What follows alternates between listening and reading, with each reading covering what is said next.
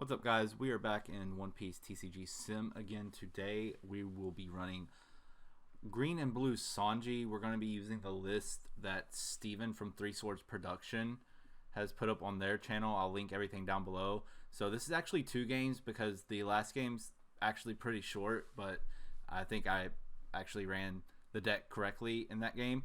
So this first one, we go up against Zoro, and essentially we're going to mulligan. They start with the Nami play, pretty standard red shenanigans. So if you're unfamiliar, Sanji, if you have 3 or less characters, whenever you play a character with no effect, you can restand 2 Dawn. So standard play here, first turn with 2 Dawn, you get 2 decently sized low cost characters out. The counter power is a little bit weak in this deck, but you do kind of mitigate that with a lot of events. But basically you have to kind of set up your board and then use your events. You want to, there's some thought process that goes into it. So we do 1k out of that one just to try to save that first life, because they do get 2 swings. We get the 6-drop Mihawk, which is kind of like your game ender. So from here, we're just trying to decide exactly what the play is. I don't remember if it was this game or another game. I forgot about the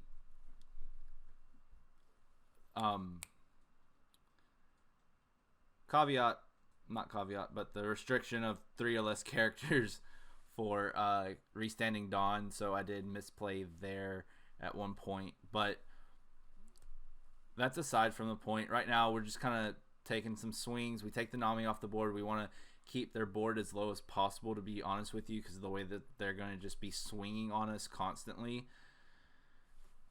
Because it's Zoro, that they just small bodies poke, poke, poke, poke, poke.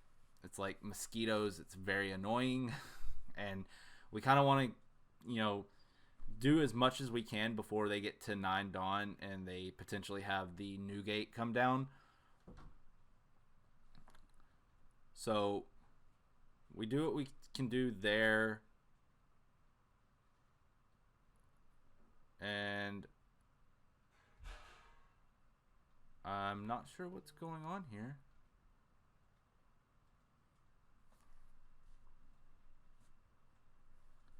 I guess we were just waiting on them, or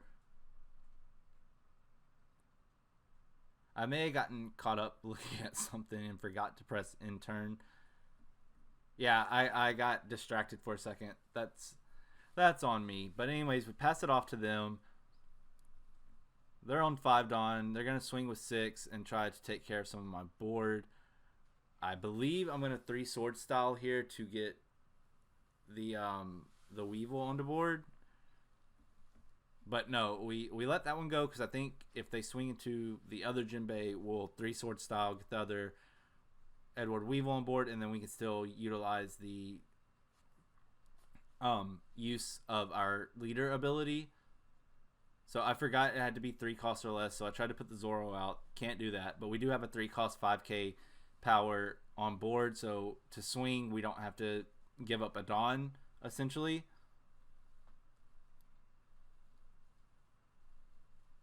And from here, we're just waiting for them to figure out what they're going to do with 1 Dawn.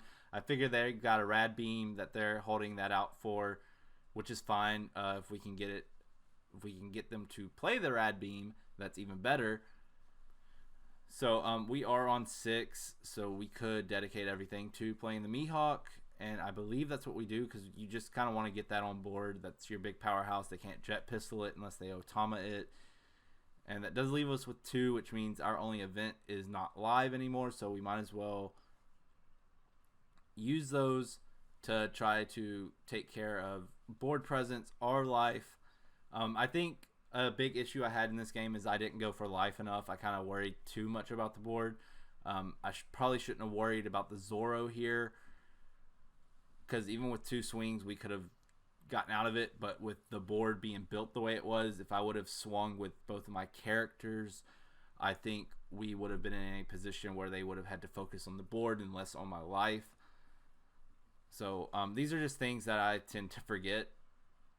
But I believe we attach one here, swing with the Jinbei to try to either get a counter out of hand or have them take it to get the life and even things out, because we are at a disadvantage starting off with the dual color leader, obviously.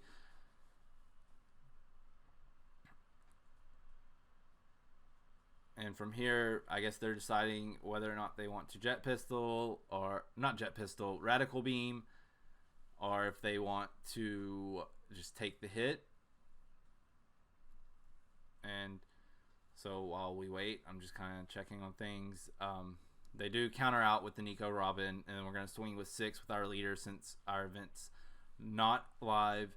They discard the Otama for 2K, which is great, honestly. But that's why, because they had another Otama waiting. They Vista away our Edward Weevil, which does kind of hurt. That was a 5K on board to be able to swing with. At this point, honestly, right there, I didn't really have a choice. I couldn't 2K out. Well, I would have had to 3K out and couldn't do it. So we lose the Jinbei, but we keep the Mihawk because obviously they can't do anything to it yet. And from here, they play the Dadan. And they pass back to us. We have 2 4-drop Film Zoros, a 2-drop Jinbei, and a 3-sword style Onigiri event. So I'm thinking the play here is I'm counting up Dawn and double checking numbers. And I believe I'm going to go ahead and swing big into the Zoro because their hand size is small. So if we can at least get, counters out of hand, then our smaller things, whenever they swing, we can, be able to make sure those attacks go through. And that was kind of my thought process here, but they don't counter out of that at all. I think they realized that it would have kind of been silly to counter out of that whenever, then, like I said, the smaller things could swing a little bit more in. So I believe this turn I miscounted and for some reason thought I would be able to play the Zoro, Jinbei, and the 3-sword style as an event. So we do that and we get 3, and then to keep the 3-sword style alive, I don't play the Jinbei, but that's fine because next turn we can get the Zoro and the Jinbei on board. But the Zoro and Jinbei are also counters, which are very beneficial for us because there are times where we will need those counters. Now there's the Otama on board. They play the Gordon to give our Dracule Mihawk minus 3,000, and they swing in with the 5. And this is where another event would have come in handy, because whenever that Jinbei came down, we restanded to Dawn. So if we would have had a Love Beam or a Punk Gibson, we would have been able to be a little bit better situated for the follow-up attacks, but we just didn't have it. So that was an issue I kept running into while playing this deck, is I'd either be super character heavy or super event heavy. There was one game where literally my hand, after playing like the one character I started with, was like 3 Love Beams and 3 Punk Gibsons. Great for countering and surviving, but I mean, it just couldn't build board presence with it. So from here, I believe we're going to try to clear out some of this board just so that they have less swings next turn. Go ahead and take care of the Dadan or get counters out of hand. They have a very small hand size, so the more we can get out of hand, the better off we are being able to swing later on. But again, I think I should have been a little bit more aggressive with going in on the life. But that's why we play. You learn, you grow, you become better. So there's no way that they're going to try to counter out of this Otama. I honestly probably shouldn't have even worried about it, but they did swing with it last turn.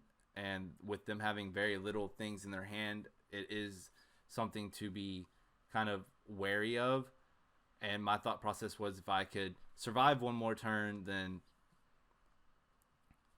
I would be good. But as you'll see in a moment, I did not think of everything.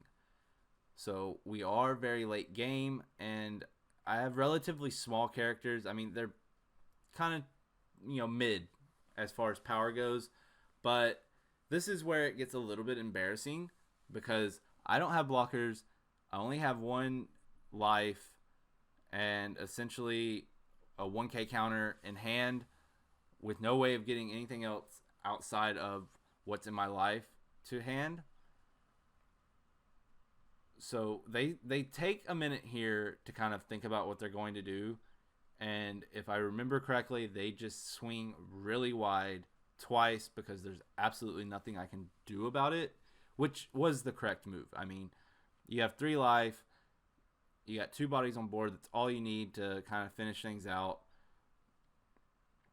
And that is kind of the downside to this deck, is if you cannot get the proper power on board and you don't play aggressively enough, so to speak, you end up in situations like this. So they put 7 onto the 5, I guess, to see if I could counter out, because I did have 3 left.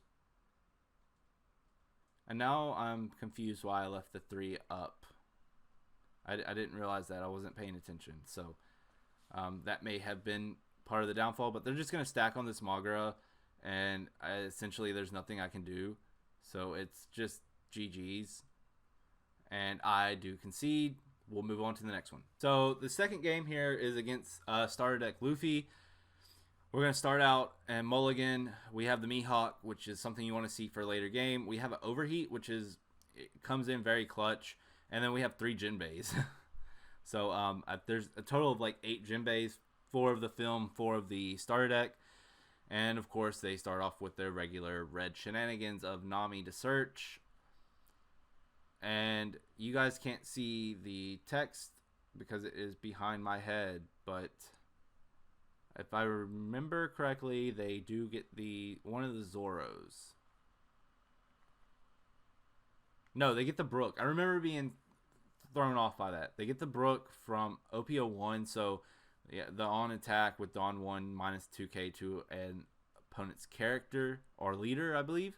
It may just be character. But anyways, we pass turning them after getting 2 bodies on board. We're, usual Sanji shenanigans. Play 2, unrest 2, play another 2. Just go ahead and get that board presence up. We couldn't swing because it was first turn, but next turn we will be able to swing, like 3 times if we don't want to play anything.